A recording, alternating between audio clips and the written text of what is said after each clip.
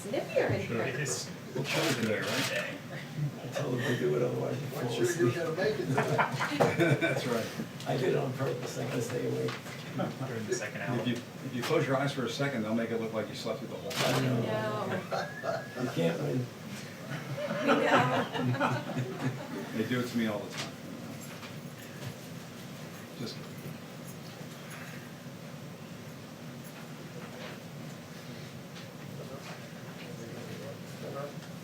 And did you know they gave us 10?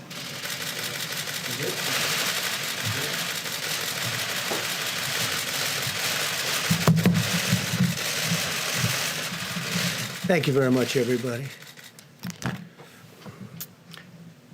I'd like to begin by saying that we just completed a meeting with the Secretary of Treasury, Steve Mnuchin, and Secretary of Transportation, Elaine Chao, on proposals regarding the airlines and the airline business. And we're working very closely with a lot of different people. We'll be probably putting out a proposal and giving them some of the details, some of the very powerful details over the weekend. It's moving along quickly. The airline business has been hit very hard, as everybody knows, and we are going to be in a position to do a lot to help them so that they keep their employees and they save their businesses. And that'll be taking place, I think you can say, over the weekend. We may even have discussions with some of the airlines or all of the airlines over the weekend. And I think it's going to be a very, very acceptable package. It's a very big package and a very acceptable package. It'll be good for our country, good for the airlines, good for a lot of people. Likewise, I just spoke with the president of Russia, Vladimir Putin, and the king of Saudi Arabia, King Salman, and we had a big talk as to oil production and OPEC and making it so that our industry does well and the oil industry does better than it's doing right now. It's the numbers are so low that there'll be layoffs all over the world. There'll be certainly layoffs in this country. We don't want that to happen. We built a great energy business in the United States. So we have tens of thousands of jobs. We had a very good talk. We'll see what happens. But as you know, OPEC met today, and I would say they're getting close to a deal. We'll soon find out. So that was a conversation we just had. So we had a busy hour and a half. And let me begin by expressing my sincere gratitude to the American people. Millions of Americans are making profound and difficult sacrifices in their own lives because they know it will save the lives of countless others, and that's exactly what it's doing. You see what's happening and where we are, where we stand, and hopefully we're going to be opening up. We can call it opening very, very, very, very soon, I hope. Together, our people are writing one of the most noble chapters in the proud history of our nation. Americans are also encouraged to learn that Boris Johnson, Prime Minister, has been moved out of intensive care. That's a tremendous statement. And we continue to pray for him and his fast recovery. That's a very, very positive development. As the New York metropolitan area continues its battle against the outbreak, the full power of the federal government is there to support them. As you know, the Javits Center has now been fully converted into a 3,000-bed hospital, one of the largest anywhere in the country. And by the incredible professionals, I have to say the Corps of Engineers, what they can do is just incredible. They've done a fantastic job, and they're building nationwide 21 temporary hospitals and care facilities, adding 17,000 hospital beds. And they did that all within a very short period of time. It's incredible what they've done. Army Corps of Engineers and FEMA has been fantastic. Our sweeping airlift operation to keep doctors and nurses supplied with protective equipment. Project Airbridge continues to expand with more than 24 flights already completed and 49 additional flights now scheduled in the near future. So that's been very successful, and that gear and those outfits are being handed out. As they arrive, they're going directly to point. The American medical system continues to perform beyond our highest expectations, reminding us that the United States is blessed with the most advanced health care and the most skilled healthcare workers anywhere on the planet. Other countries are looking to what we're doing, and our testing operation has now become far and away the most sophisticated and the best anywhere. And we want to thank all of the heroes on the front lines as they fight to save American lives. We're at the top of the hill, pretty sure we're at the top of the hill, and now we're going downward. In some cases, we've already started that process. Earlier today, I spoke with hundreds of mental health leaders and advocates from around the country to discuss the vital work they're doing. We had the top doctors in the country, some international doctors. Mental health, big factor. Not only has the virus inflicted immense physical suffering on many people, but also mental and emotional suffering as well. Even though we're staying physically apart, no American is alone, and we're all in this together. But the mental health doctors and experts, it's a very great call. It was a very interesting call. They're working very hard. We're also seeing encouraging signs in our race to develop breakthrough treatments and therapies. Pfizer revealed today that it has found a promising new treatment that might prevent the virus from replicating, and that it hopes to begin testing in clinical trials very soon. It's going to be very, very soon. They have great feelings for this particular therapy, and they think that a lot of good things are happening through the FDA's Coronavirus Treatment Acceleration Program. 19 therapies and treatments are now being tested, and 26 more are in the active planning or clinical trial. So we have 19 therapies being tested currently, and 26 more are in the active planning for clinical trials. That's a big statement. That's a lot. Trials for Gilead's anti-rival drug remdesivir continue, and the company has also expanded emergency use for new patients, getting good early results, by the way. The companies that manufacture hydroxychloroquine are massively ramping up production. As you know, many people are recommending strongly Z-Pak be added, the Z-Pak, and also zinc. And the federal government continues to build our stockpiles and distribute millions of doses for doctors to use as they see fit. And I'm pleased to inform you we're just having a lot of good things are happening, but we'll have to see how that all works out. But we've purchased and we have stockpiled millions and millions of doses, and we're distributing it. Some states want it very badly. Michigan, we just sent a lot to Michigan and other areas. I'm reporting today that we passed 2 million tests completed in the United States, first time, most anywhere in the country. It's a milestone for our country. It's a milestone anywhere. Nobody's done anywhere close. Our tests are highly sophisticated and highly accurate. At the same time, we're making important progress on the economic front of this war. In a few moments, Secretary of Labor Eugene Scalia will explain new steps that we're taking to ensure American workers swiftly receive unemployment and paid leave benefits, and that employers protect the health and safety of all workers, including essential workers on the job, working very, very closely with workers and with employers.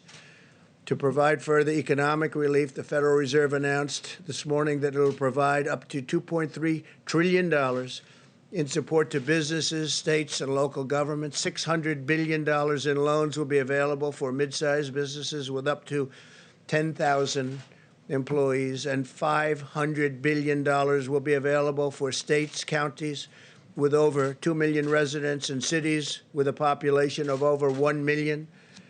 My administration is also working with Congress to replenish the very successful, incredibly successful, the way it's going, Paycheck Protection Program, which is allowing hundreds of thousands of small businesses to keep their workers on the payroll, meaning it'll keep those businesses open. We need both Democrats and Republicans to come together to get this the legislation completed, and it looks like it's on its way, but we need both. And it should be for people that are working, for the workers. And if you look and you see, we have a lot of people that are affected by that. and it's a very positive development. So we have to get a bipartisan approval of that, and hopefully that'll happen today. The Department of Education is also announcing the availability of more than $6 billion in emergency grant funding to assist college students impacted by the cancellation of classes and the suspension of housing. A lot of people had a lot of things suspended. Housing is one of them. Previously, we waived student loan payments for 6 months. So student loan payments have been waived for 6 months, and we'll discuss it after that. May go further. Although this medical war has separated our citizens for a period of time, it's also united our entire nation. I think I can say, like almost never before, Americans are moving forward with common purpose and shared resolve, determined to vanquish the virus and lift our nation to even greater heights. We are supremely confident in the magnificent future that awaits the American people. And with that, before I invite our Vice President, our great Vice President, and Gene Scalia to speak, we'll take a few questions, and then I'm going back into negotiations on oil and on airlines. Yeah, please. Talk a little bit more about your conversation with President Putin and the King. Yeah, I had a very good conversation. Did you organize that call, and do they understand the problems they're causing with Yeah. the oil output? Yeah, situation? no, there's so much production, nobody even knows what to do with it. That's how it's working. And Saudi Arabia, and as you know, Russia, it's well known that we're producing a lot, and they were perhaps fighting with each other over the production and the amount of oil being produced. And frankly, there's not enough room to even store it. Our storage is now full, going to be very soon. Our strategic national storage is, I said, this is a great time to fill it up, load it up with oil that frankly is at pricing that nobody's ever seen before. I don't think we've seen this probably since the 1950s. That was with big dollars. So we'll see what happens.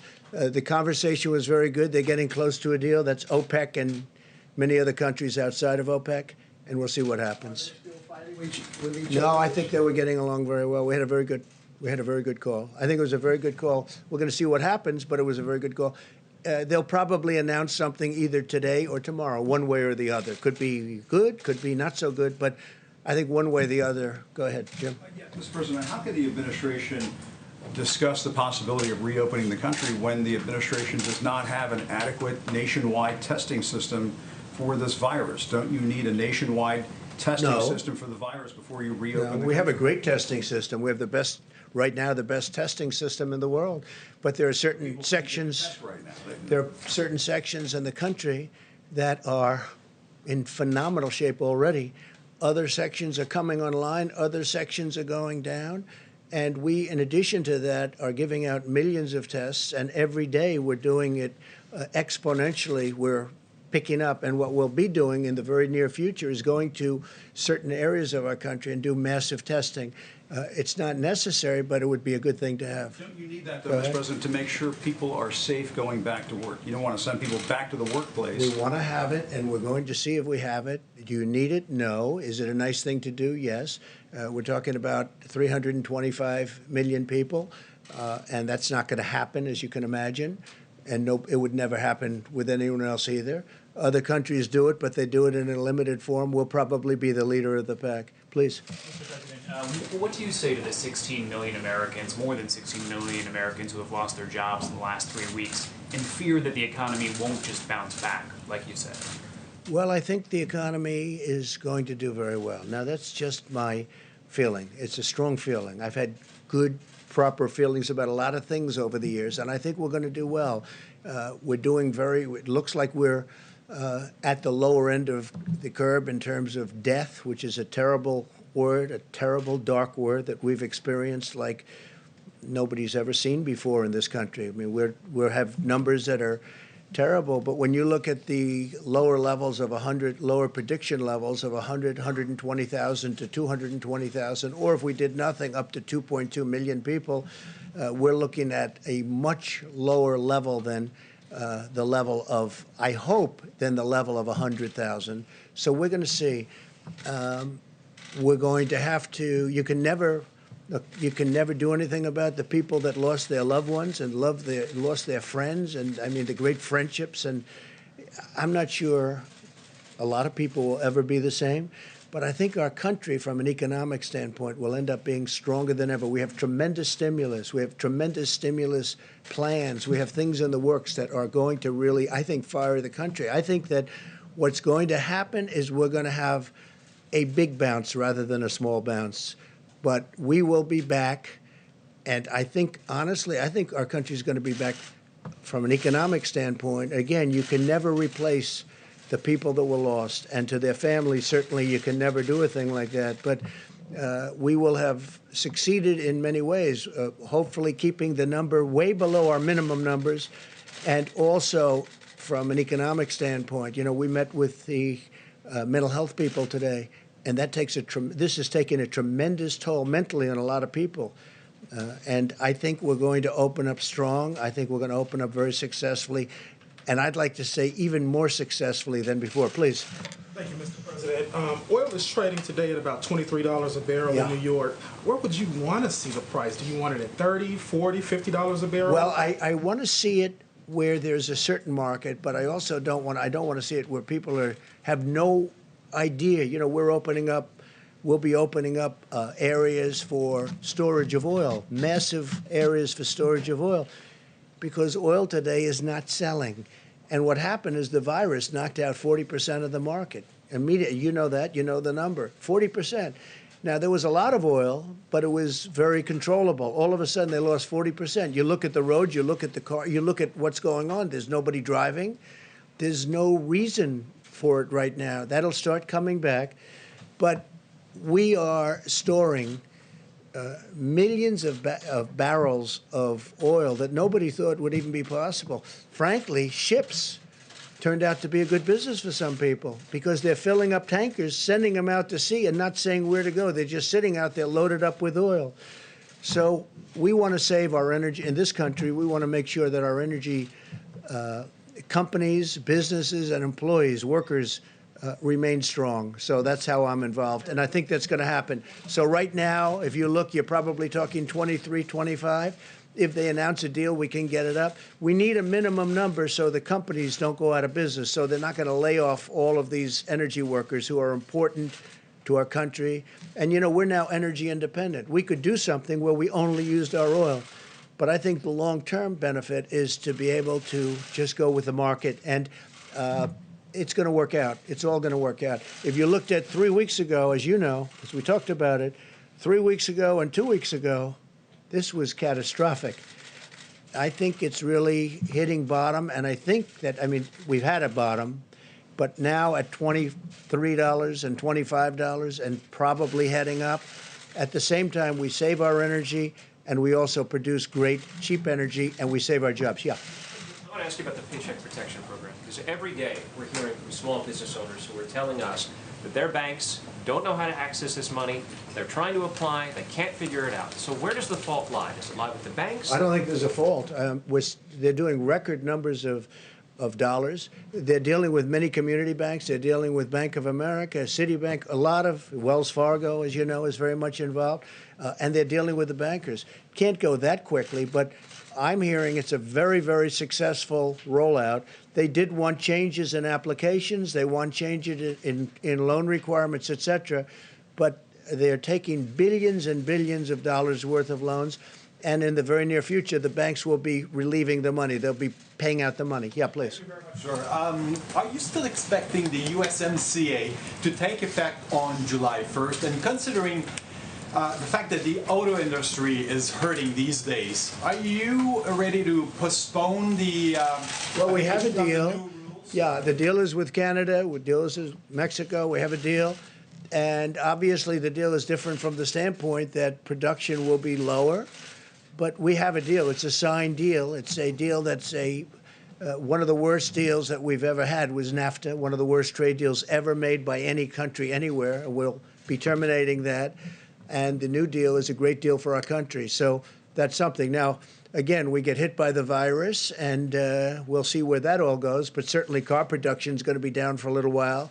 But ultimately, good for our farmers, great for our farmers. We'll be helping our farmers, by the way. We have money going out to our farmers in the pretty near future, having to do with, you see what's happened. The farmers got hurt very badly by all of this. People are eating less from the standpoint that there's no restaurants are open, no businesses are open, no hotels are open.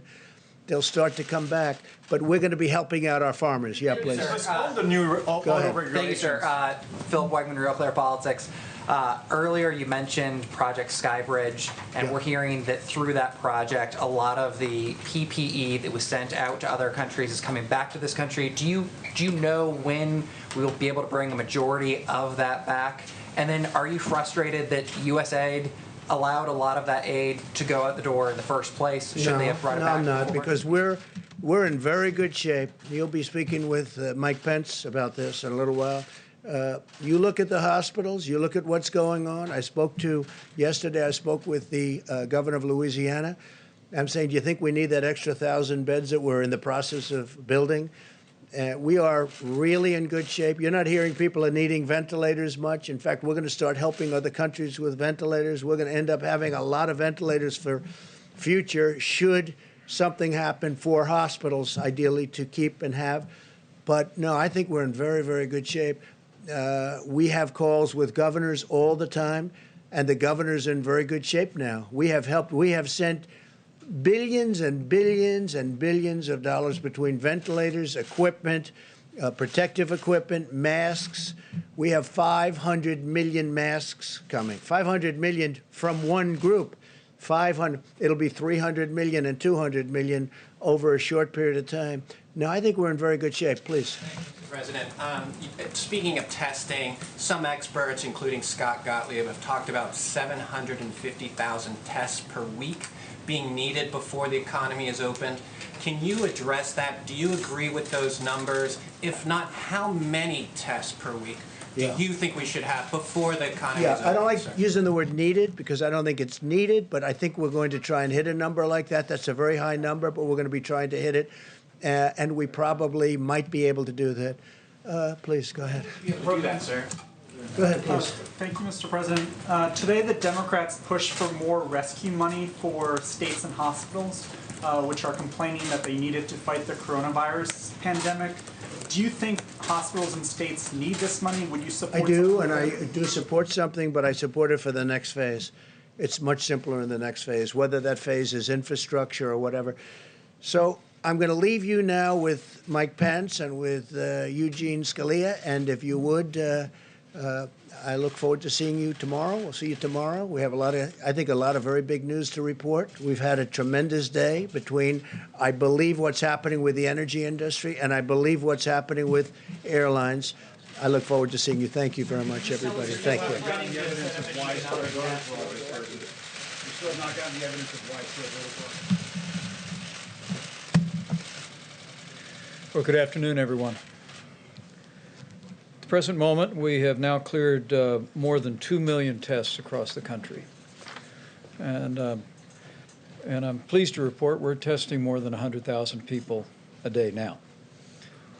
But we're working around the clock to scale up the new types of tests that the FDA has approved in record time. And every American can be confident that we'll continue to build out that structure going forward for the weeks ahead and the months ahead. At the present moment, there's more than 450,000 Americans who have tested positive for the coronavirus, and sadly, more than 16,000 Americans have lost their lives. And as President Trump just said, our hearts go out to the families that have lost loved ones. And I want to assure you that all of us working at every level understand these are not numbers, these are lives. And our heartfelt condolences during this heartbreaking week go out to every American family that's lost a loved one to the coronavirus. It has been a difficult week.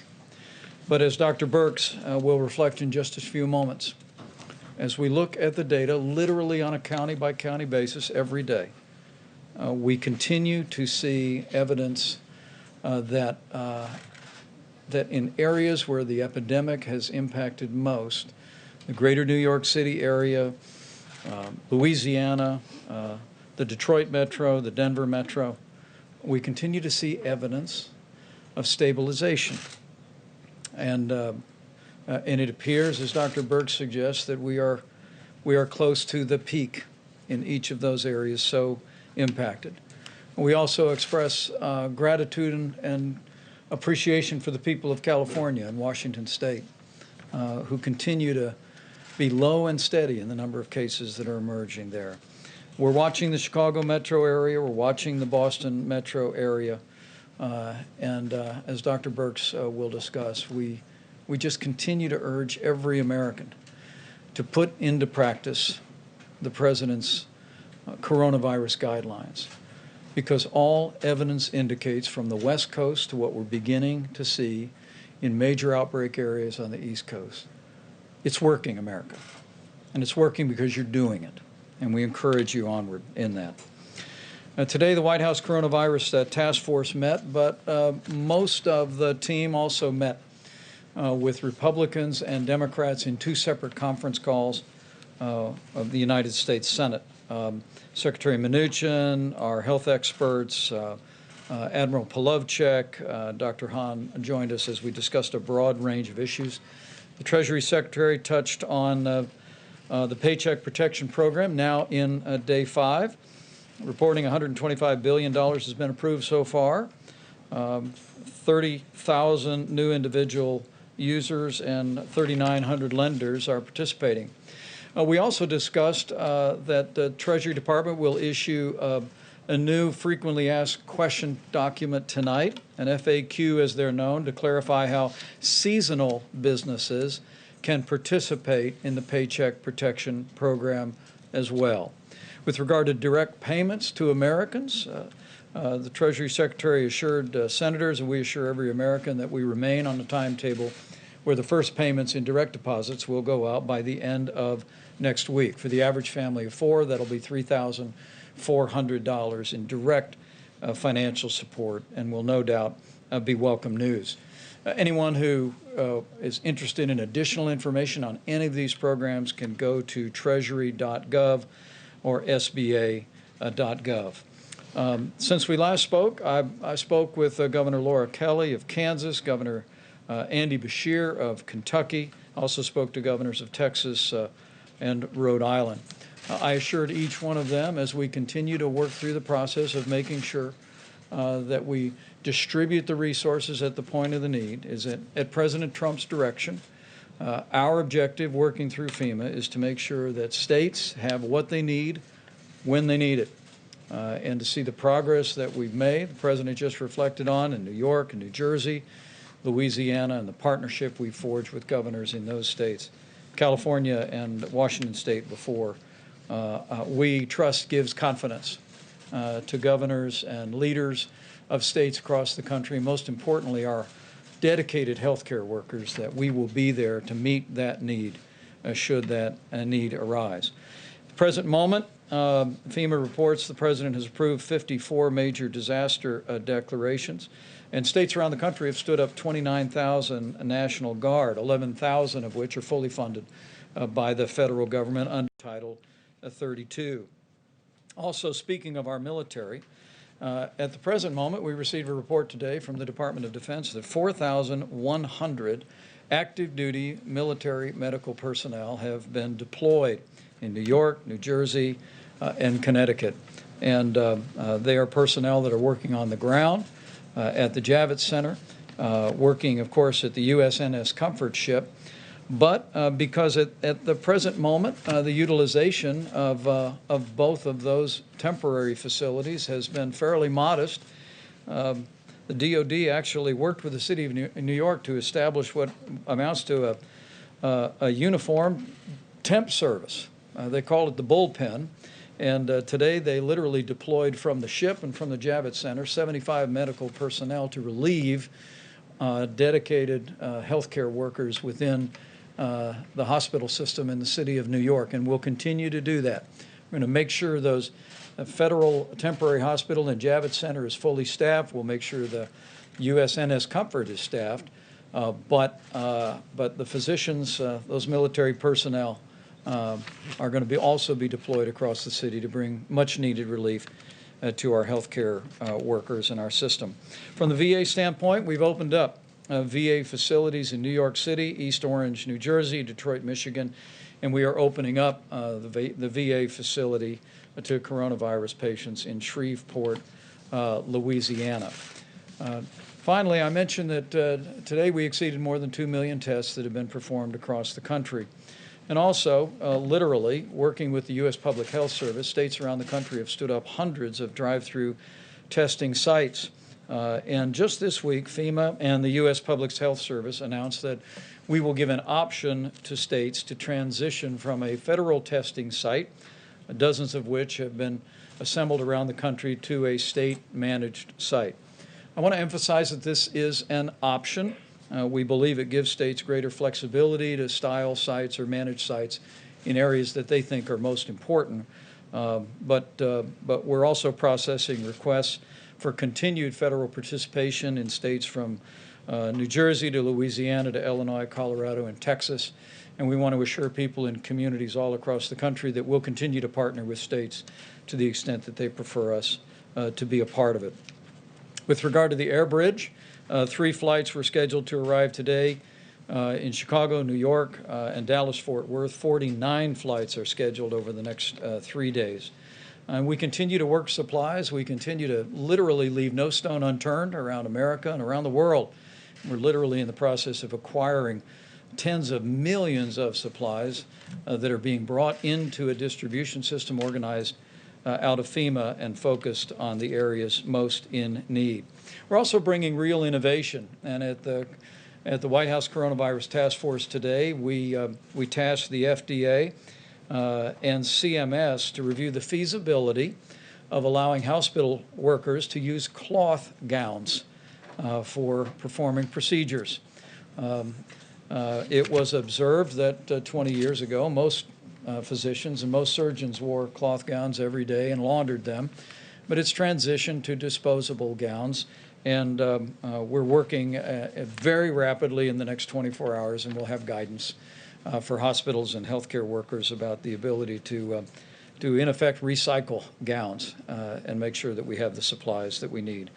As the President mentioned today, the President and the First Lady and I and my wife Karen were honored to be a part of a conference call with mental health professionals from all around the country. And we know while there are families that are struggling with the coronavirus and struggling with heartbreaking loss to the coronavirus, we understand this is a very challenging time for every American, but most especially Americans who struggle with mental disorders or struggle with addiction. And the President brought some incredibly dedicated people together to make sure that they know we're with them. Early on, the President expanded access to telemedicine, and we've also issued guidance for using technology to remain connected to social support groups. And we just urge everyone who may be feeling an emotional burden or a vulnerability during this time to reach out to the many resources that are there and to know that you're not alone, that we're with you, and we'll get through this, and we'll get through this together. So despite heartbreaking losses that continue this week in communities from New York to New Jersey to Louisiana, there are signs of progress and hope abounds.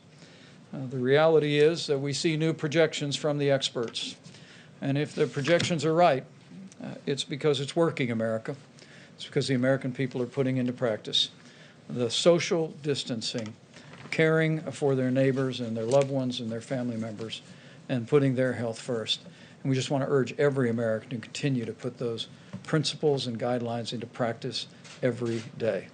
With that, I'm going to invite Dr. Deborah Birx up for an update. And Dr. Fauci will hear from the Secretary of Labor, and we'll take a few questions.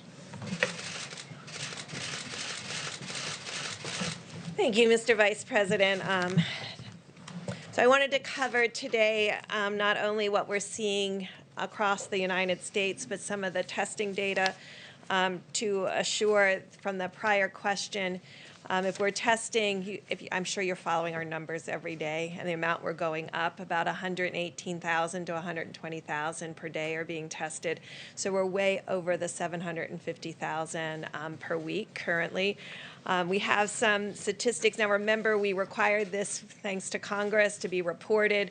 We have about 75% of that test data in now. About 1.5 million of those tests have been reported in. I just wanted to give you some ideas because sometimes we think that we're only testing in the hospitals, that this should give you an idea of the quantity and the types of tests that have occurred.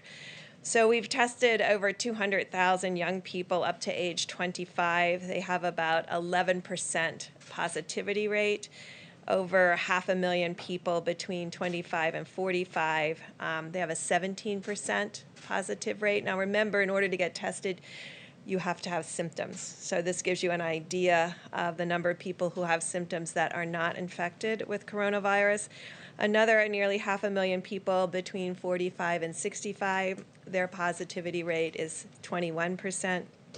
Another nearly 200,000 between 65 and 85, 22% positive, and a small group of about 30,000+ individuals over 85, and they have a 24% positivity rate. And so this gives you an idea of we're testing throughout all age categories. I see a lot of men in the audience today. I just want to remind them about the importance of health care. Of the male-female ratio, 56% of the people who are tested are female, 16% positive, 44% male, 23% positive. So again, it gives you an idea about how men often don't present in the healthcare delivery system until they have greater symptomatology. This is to all of our men out there, no matter what age group. If you have symptoms, you should be tested and make sure that you are tested. We appreciate you engaging in that, and also really recognizing the issues about comorbidities and making sure that we're addressing those. I had a series of great calls with about 17 states that are in our more rural areas, specifically around our indigenous people and tribal nations. It was a very reassuring call, and we are testing across the country. We do have about 63% of states that have less than 10% positive despite significant testing. And within the indigenous peoples and tribal nations, they're seeing the same thing that we're seeing across the nation. Increased issues among those with comorbidities and those of elderly, but also issues in nursing homes. And so they are testing, many of these states are still capable of doing full contact tracing. And so they've been doing contact tracing from nursing home outbreaks and other outbreaks. It really gives us a clear impression of no matter what we do in the future, we need to really ensure that nursing homes have sentinel surveillance. And what do I mean by that? That we're actively testing in nursing homes, both the residents and the workers at all times. That is where, and that's how we saw this at the beginning. That's what we saw in Washington State. And that's what we're seeing in many of the states that have very low case attack rates. The other thing that I want to leave you with, we certainly know how desperate and difficult the situation has been in New York over the last few weeks. And we've been telling and talking about how this would be the week that would be most difficult because of the large proportion of cases that are coming from the New York metro area. What's been encouraging to us, those early states outside of Washington and California, which still have extraordinarily low attack rates because of their level of mitigation, all of the new areas that are having new increasing cases, we talked about them yesterday, Washington and Baltimore and the Philadelphia metro area. That includes Camden, Wilmington, and the counties around Philadelphia. We're seeing that the case numbers, what we'll get to as far as attack rates, we talked about 1 in 7 in 1,000 in New York that are being measured. These are coming in, even with their progress up their curve, in the 1 to 2 per 1,000 range, showing that when you start mitigation early, it has a very different impact. all of this data is coming together, the testing rates, the seropositivity, the age groups, who really needs hospitalization, ICU, the innovative pieces coming from, we heard a great report from Louisiana this morning on the phone call where they talked about a minimum now of 40% of people coming off of ventilators alive and leaving the hospital. This is very encouraging to us. Really shows amazing progress clinically at each of these hospitals and the real lessons what we're learning and sharing across hospitals. But really shows us that the original outbreaks were very large, but the newer ones that we talk about in Washington and Philadelphia and Baltimore, it looks like their attack rates and the attack rates in Denver and some of these other states that we have been talking about are much lower than New York and New Jersey. And this gives us hope about really understanding how to integrate this information together, not dealing with a model, but the real life cases that are occurring and understanding how to move forward together to really have a different future. So thank you very much. Thank you very much, Mr. Vice President. So just reflecting about what we've been doing over the last few days, remember last weekend when we made the forecast that this would really be a bad week? As I mentioned yesterday and the day before, it is, in the sense of deaths, a bad week. In fact, every day there seems to be a record of number of deaths compared to the day before. In fact, New York today had, again, another record of, I think the city itself was about 820 plus deaths. But what we were predicting with the increase and the real adherence to the physical separation, the guidelines that the Vice President talks about, the physical separation, at the same time as we're seeing the increase in deaths, we're seeing rather dramatic decrease in the need for hospitalizations. Like I think yesterday was something like 200 new hospitalizations, and it's been as high as 1,400 at any given time. So that is going in the right direction. I say that, and I always remind myself when I say that, that means that what we are doing is working, and therefore we need to continue to do it. I know I sound like a broken record. That's good. I want to sound like a broken record. Let's just keep doing it. I get questions a lot, Dr. Birx and I, about these numbers, the projections that you went with from 100,000, 200,000, now down to 60,000. That's a sign that when, as I keep saying, when you take the data you have and you reinsert it into the model modifies. Data is real, model is hypothesis, okay? So that's what you have to do, and that's what I think we're seeing.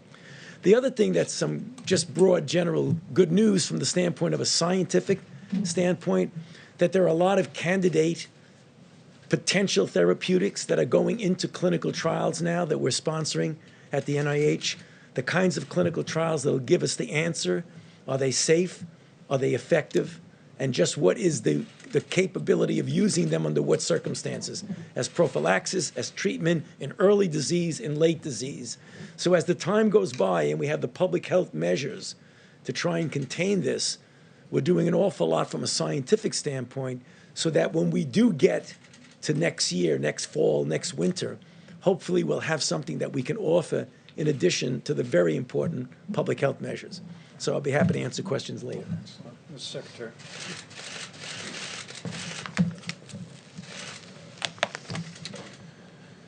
Mr. Vice President, thank you, and thanks to the task force, and of course thanks to the President for his leadership. The important public health measures that have been discussed so much in these briefings in this room have had a large impact in American workplaces. We saw that again today as the Labor Department released figures showing that 6.6 million new unemployment claims were filed last week. We're all mindful, the President mentioned this, that the American people are making difficult sacrifices.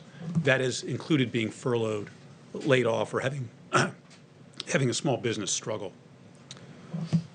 That said, American workers can be encouraged by how swiftly and comprehensively the President and Congress have responded. 3 weeks ago, the U.S. had never had a law requiring paid sick leave at U.S. companies.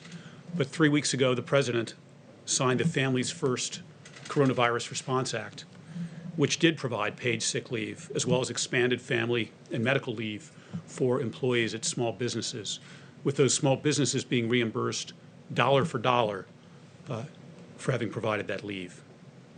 Last week, we at the Labor Department issued rules to implement these leave requirements of the Families First Act, and we've been in near constant contact with employers and employees to help them understand the law, and in a number of cases already, to help workers get the leave that they were entitled to. Another unprecedented benefit for workers was provided in the CARES Act less than 2 weeks ago. That law, as you know, includes a $600 a week plus-up to unemployment benefits that are provided by the states. We have millions of unemployed Americans who are making a sacrifice for our national well-being. These bonus payments, and they're unprecedented, the government has never provided a plus-up unemployment payment like this. These payments are intended to make those workers whole as near we can. This temporary benefit is available not just to employees, but also to the self-employed and gig economy workers. Before the President signed the CARES Act, gig workers, independent contractors were not available for unemployment compensation. Today they are. At the department, our team has worked day and night to enable states to make this benefit available. I'm pleased that a number of states are now making those $600 additional weekly payments. More states will follow in the coming days. How long it takes will vary by states. Some states' systems will take longer. But we at the department will continue to support them. We have already dispersed $500 million to states to help them with their systems and making these payments. We have another $500 million that we're ready to release. And for workers who don't get this benefit when it's first due them, states will be able to catch them up later when their computer systems are able to make these payments. Let me add that we're also mindful at the Labor Department that many Americans remain in the workplace, including on the front lines in our hospitals, as well as our emergency responders. My department's Occupational Safety and Health Administration, or OSHA, has been providing guidance to employers and employees on coronavirus since the early days of this health emergency. We are fielding and responding to calls from workers worried about their health, and sometimes from workers who believe they've been illegally disciplined by their employer for expressing health concerns. We will not tolerate retaliation. OSHA will continue to work with workers and employers to keep workplaces safe, using all the tools available to us, including enforcement if needed. I wanted to finish by commenting on the Paycheck Protection Program, which we heard about earlier, run by the Small Business Administration. This, of course, is loans to small businesses to enable them to meet certain costs, including utilities, rent, and, most important from my perspective, payroll. As you know, if these companies receiving the loans keep their workers on payroll, these loans are largely forgivable. Here's why that program is so important from my perspective. We're seeing unemployment filings right now of a like that we've never seen before. But these numbers aren't the result of an underlying weakness to our economy. Our economy has been vibrant, incredibly strong just weeks ago. If, as we've heard again today, if we are disciplined now and adhere carefully to the guidance being provided by health authorities, we'll get that economy back. The President spoke at the State of the Union of the blue-collar boom we are experiencing. We want to lay the groundwork now for a blue-collar bounce back. We'll get there in part by helping companies hold on to their workers, which is what the Paycheck Protection Program does. Keep them on payroll so that when businesses are ready to reopen, they have the workers they need and Americans have jobs. We will continue at the department, and I know here at the White House, to be laser focused on American workers and jobs until this is done. So thank you very much. Very well done. Thank you. Great job. Great. We'll take a few questions. Yes, please. Mr. Vice President, a question for you and then a question for Dr. Birx or Dr. Fauci. Just to clarify, on the federal funding for testing sites in the states, are you saying that federal funding will remain for those sites and will it remain at its current levels? It's not merely federal funding, but in many cases we provided personnel from the U.S. Public Health Service and also flowed supplies, personal protective equipment that was required for some of the early forms of testing, but it's less required today with new formats for testing. But it is an option, and as I've made clear to several governors, we'll continue to partner with our states. But I have to tell you that the way states step forward with the concept of drive-through and community-based testing is really inspiring. For our part, working with FEMA and our great team at the U.S. Public Health Service, we've stood up some nearly 50 different drive-through test sites around the country, but literally there are hundreds that have been deployed by states and by hospitals and local healthcare providers. But in this instance, we wanted to at least give them the option to take control of that, but we'll continue to resource them with personnel, supplies, and any other support that they need going forward. And then just a question for the doctors. I'm curious, did you see this information out of the CDC in South Korea today that shows that they're seeing evidence of reinfection in some people who had been cured of coronavirus? And what does that mean for our understanding of this? yeah. Have you seen that? I'm not aware of what you're speaking about now, but clearly there have been anecdotal mentioning of what appear to be reinfection. You have to really be very careful when you say reinfection, because what and we were dealing with this with even Ebola back during the Ebola time, that someone might still, when someone does a test on them, do a PCR on a body fluid of some sort and be able to detect what are likely nucleotides that are not replication competent. So if you're telling me, which I don't think they're saying, that someone has coronavirus disease, they get sick, it's documented, they get better, and then a month or so later, they get sick with documented coronavirus disease. I don't think that's what they're saying, but I don't want to jump the gun on it until I see the data. They use the word reactivate. Is that different? Yeah. Well, yeah, what reactivating what means is that it depends what you mean by reactivating. If someone clearly is ill and they have virus isolated from them, that you may have a prolonged course. I'd like to see how long they reactivate. I mean, if they were sick and had documented virus, and then 3 months later they had documented virus, is that reactivation or is that infection with another virus? I'd like to see the data before I really comment on that. Yeah. Dr. Fauci, I wanted to ask about medical criteria. You had a discussion with Dr. Birx and the other public health experts on Tuesday, I understand. Can you discuss what is the medical criteria that you guys are discussing in order to reopen the government? What is the medical criteria? Well, it's less medical criteria than it is public health criteria. And that is, and I think it's really important because often people say reopen the government like it's a light switch that goes on and off for the entire country. We have a very large country with really different patterns of disease and outbreaks in different parts of the country. So it's not going to be a one-size-fits-all. It's going to be, what is the kinetics of an outbreak? Is it on the way down? Is it essentially out? Is it still smoldering and possibly going up? I think you're going to have to take it individually. And Benchmarks that you're looking at, though? I mean, are there some numbers that you're looking at, some data that you would like to see? What would you like to see before that happens? Yeah, well, I will allow Dr. Birx to come up with just my own opinion. I don't think they're going to be benchmarks that are going to be consistent from one to the other. For example, I would not want to pull back at all in New York until I was clear that that curve really was doing what we've seen in other countries, a very steep decline down, and we had the capability, if there was a resurgence, of having everything in place to be able to do the containment as opposed to struggling with mitigation with what we've been doing. That's different than a relatively smaller city, town, or whatever you, in the Midwest or mountain regions, which is generally very well controlled. What I would want to see, do we have the capability of doing the isolation, contact tracing, and suppression of it? So it really varies differently. So I don't think there's one medical criteria. But Deb, if you want to speak to it. Thank you. So it's what I tried to cover in the brief presentation I gave.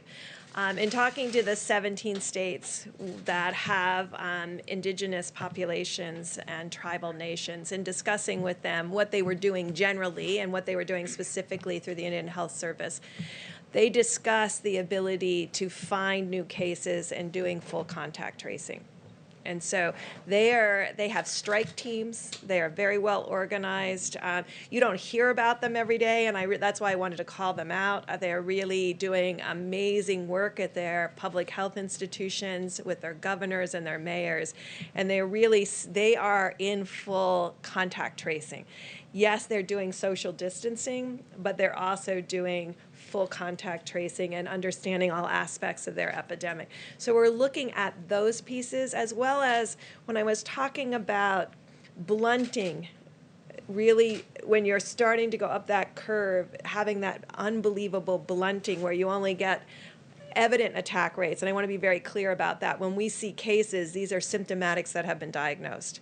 There's clearly, we believe, people we don't see. And that's why the antibody test is going to be helpful to us to really define that. So those are the pieces that we're bringing together to really analyze that. I did want to say the president talks about the 150 plus countries that are experience what we're experiencing. I just wanted to do a call out. We have Americans around the world in every embassy that are working with those countries now. This scarf came from Africa. It's one of my public health colleagues there. I just want to recognize the public health colleagues around the world who are doing all of this work together to change the course in their epidemics in every single country around the globe. Let me go to another question if I can, but in response to that, just so you know, what the president's tasked us to do is there's a number of working groups and that are looking at not only how do we reopen the country, but how do we stay open, and and I think most of America knows that no one wants to reopen America more than President Donald Trump, but the president's told us we need to do it responsibly, and we're going to follow the data. We're literally following the data on a county-by-county basis. This morning, we were literally presented with information of each county that had more than 100 new cases and had, went in the other direction, had, less than 100 than the day before. It's really remarkable. And so I think what you hear the health experts saying will inform the president's decision and timing. But make no mistake about it, that the best thing we can do to reopen America is put the coronavirus behind us, to reach the end of that curve with as little loss of life or hardship as possible, to have in place that we soon believe we will, the kind of therapeutics, I call them medicines that make you feel better, by this summer, to have more widespread testing that we're scaling up each and every day, and also to have the kind of guidance that the CDC is even now developing for businesses large and small, for families and for schools, for that day that we do reopen America. Question? Go ahead. I'm going to ask one more follow-up to the doctors. It touches on this question of when to lean back on mitigation. There is a study out of Los Alamos this week that I hope you've seen. It's on the CDC website that looks at this question of R-naught, which is a technical term that you understand that has to do with the reproductive rate of the virus. The study shows that the R-naught for coronavirus isn't between 2 and 3, as had been thought before, but it's actually closer to 6, which means that one person on average is infecting 6 others. So with this information, how does that impact the model? How can you begin to think about when to reopen society if it's more contagious than we thought before? Well, I can tell you as the layperson on the stage, Go for it. we have known from the beginning that this is at least 3 times more contagious than the flu. And I believe that fact alone has informed our projections and the modeling, but now I'll let the experts respond. I'll go quickly and then we'll tag team together. So when we've been talking about the asymptomatic group, and that's why I gave you that testing data where 11% of young people under 25 were positive, many of them very low-grade symptoms. What we will be triangulating for you is the testing data with hospital admissions, and then you'll be able to start seeing spectrum of disease. Because what you're not seeing in spectrum of disease is people who never even think that this is something significant, that what they have. We're seeing the significant cases. In testing, you can see that we're getting a lot of people in with symptoms who aren't positive. And so really finding out, what is the R naught? Is it 6? Is it 5? And the only way to do that at this point right now is to get the antibody tests out there and go into these places that had significant disease. When we talk about attack rates of 7 per 1,000 like New York and 5 per 1,000 in New Jersey, and test the healthcare workers, the first responders, all of the nursing homes for antibody, and really get to your question. Because right now it's still theoretic. We understand they're modeling this, and we will get the data to actually look at that. You will see what others have been presenting. So you presented the 6. What others are presenting, importantly, is they're modeling what's happening with mitigation, and they're publishing that the R naught with mitigation is approaching like 1.3 and 1.5. So that, think of what that is. If it was 6, and then with mitigation, we have it into the 1s. That really shows the power of the American people. No one has varied R naughts like that without a vaccine. But this is what's happening with really the power of the American people. Tony? Yeah. Ditto to everything that Dr. Burke said, but I couldn't help but thinking when you talk about, you know what the worst enemy of an R naught is? Physical separation. How about one more? But do we have One more. Go right ahead. Testing capacity in the country right now to reopen in the foreseeable future? I mean, because the president talked about 2 million tests. Are we going to have the testing capacity needed to make Americans feel comfortable going back into their workplaces? I mean, it seems to me that is a pretty critical question at this point. People are not going to want to go back to work if they think their coworkers might be carrying the virus. If we're not testing enough, how do we know it's safe to go back? Well, I think the American people see the incredible progress that's been made after President Trump brought in the largest commercial labs in the world to scale testing, the likes of which we've seen. We are, as Dr. Burke said, well over 100,000 Americans being tested every single day. We have an antibody test that is coming online. Abbott Laboratories literally has thousands of machines across the country. We're working with hospitals and labs around the country to activate those machines for the 15-minute test. Do we have enough testing right now? Well, let me say we're moving every day toward that moment. But let's be clear: reopening the country, as the president is very anxious to do at the earliest responsible moment, will be through a combination of facts. First would be that we are at the end of the coronavirus for most major communities. Another piece of that is that we have therapeutics for Americans to take medicines if they contract the disease. Another piece of that is guidance from the CDC to public institutions, to businesses large and small, about how to conduct themselves in a safe and a responsible way.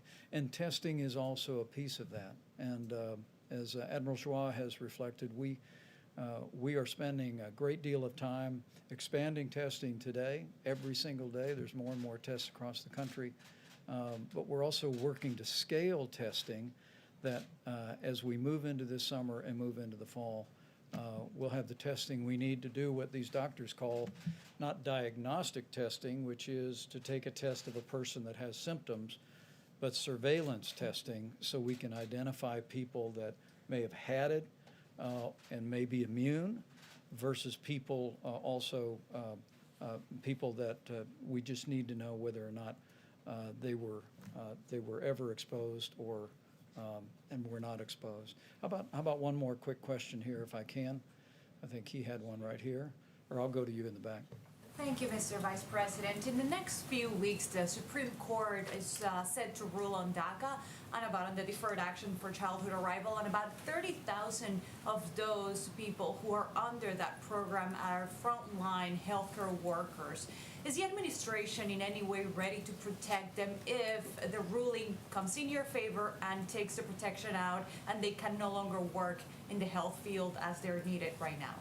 Well, I think the president's been very clear on his desire to reach a solution on that issue with the Congress.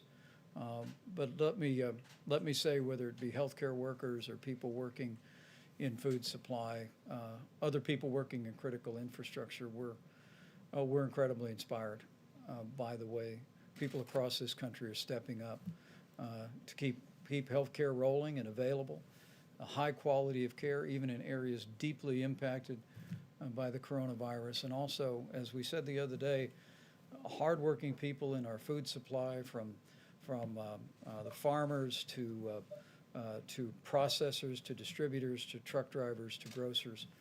We received a good word that over the last several days, we've actually seen a significant drop with one major company in absenteeism. We issued new guidance from the CDC about how people who may have been within close proximity to someone who had the coronavirus could return to work before the 14 days if they didn't have a fever, if they tested themselves twice a day and returned with a mask. But the dedication of people to continue to work is truly inspiring. And I know as we go forward, we'll work through a broad range of national issues, but we're going to be incredibly proud for a long time about the way people all across this country responded to this moment. So thank you all very much. We'll see you tomorrow.